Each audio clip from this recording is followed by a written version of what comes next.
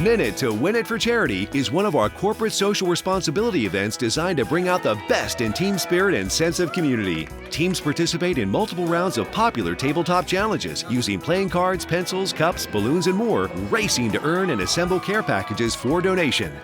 This program contains charitable and competitive elements. It includes head-to-head challenges that teams must accomplish to earn their care package materials and minute challenges that are scored as part of the competition. The rounds begin with a demo of upcoming minute challenges, followed by the head-to-head activity that teams must complete to begin work on their care packages.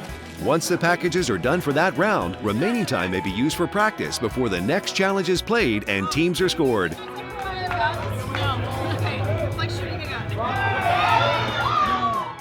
Come on, Ninja!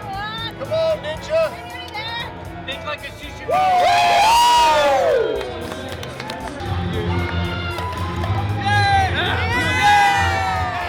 This is one of our most competitive events and works as a perfect addition to any corporate or social gathering or as a standalone activity. Your group's bond will never be stronger as they compete for a cause. At the end, we'll have a representative from the charity address your group and thank them for their generous donation.